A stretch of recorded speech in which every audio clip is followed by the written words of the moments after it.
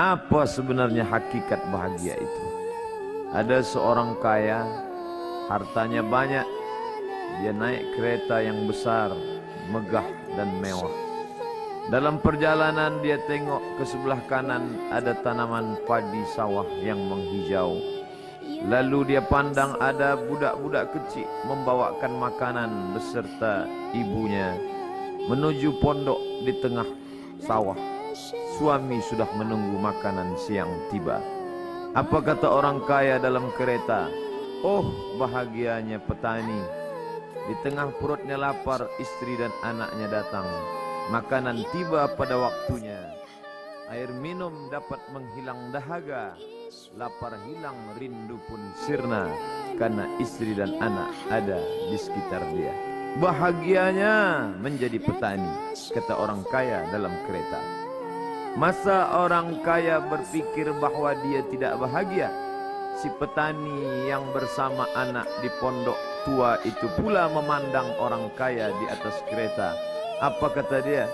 Betapa bahagianya orang kaya naik kereta, sedangkan aku hanya duduk di pondok yang tua.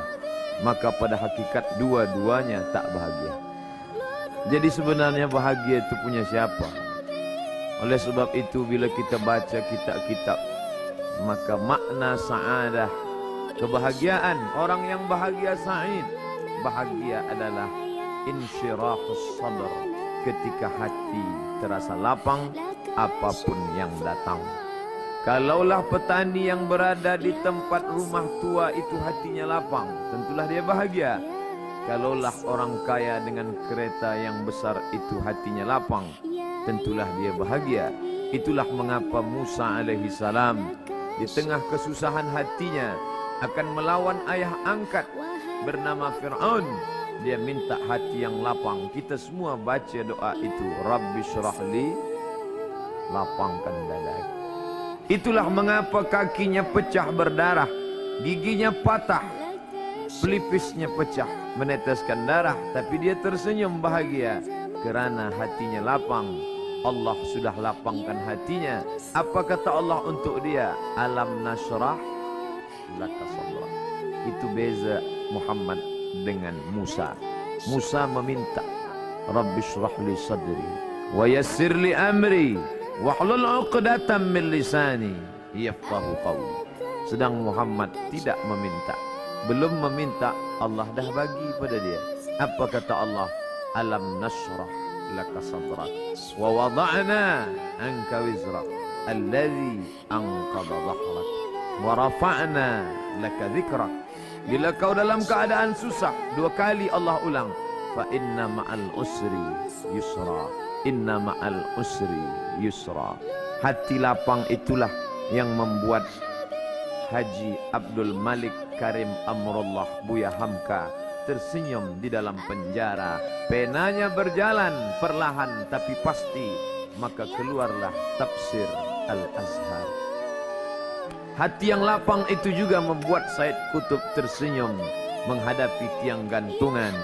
Walaupun dipenjara oleh Gamal Abdul Nasir, tapi sebelum kematiannya sempat pula menulis tafsir Fi Zilalil Quran, di bawah naungan bayang-bayang Al-Quran. Apa kata Said Qutb dalam muqaddimahnya? Al-hayatu fi zilalil Quran ni'mah. Hidup di bawah naungan bayang-bayang Al-Quran itu nikmat. La ya'rifuha illa man zaqaha. Tidak ada yang boleh mengetahuinya kecuali orang yang pernah merasakannya. Maka bahagia adalah ketika hati terasa lapang. Bila kita nampak raut wajah orang yang tenang cerah, maka ketenangan bukan pada wajahnya.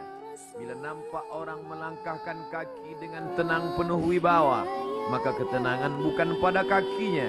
Bila tampak ayunan tangannya tak tergesa-gesa, maka bahagia bukan pada tangannya. Di mana letak bahagia itu? Ala fil jasadi mutrah.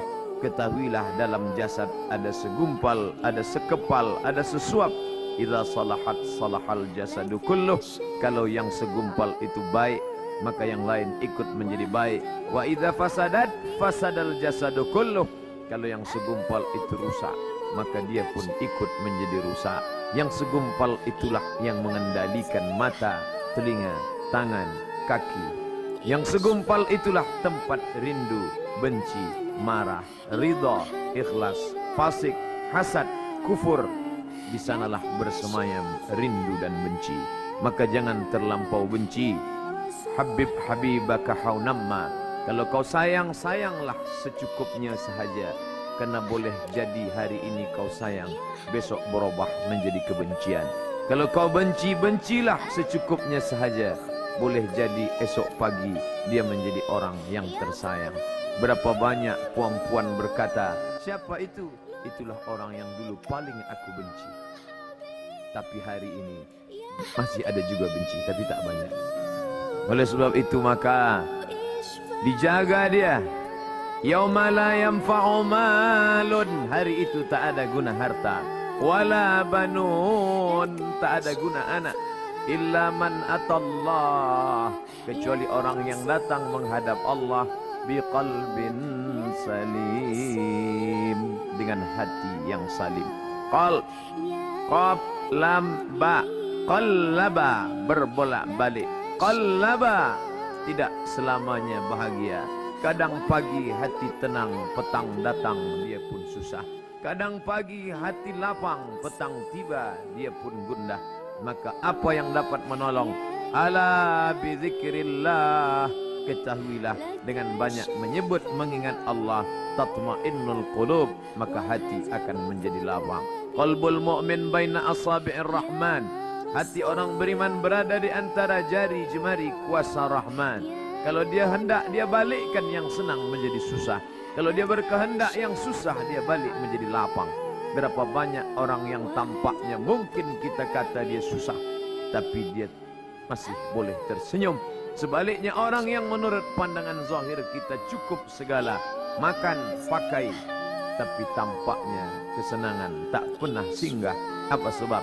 Kerana hati milik Allah. Dia ada dalam diri kita, tapi dia bukan punya kita. Lillahi ma fis samawati wa ma fil ard. Apa di langit, apa di bumi, milik Allah. Balikkan kepada Allah.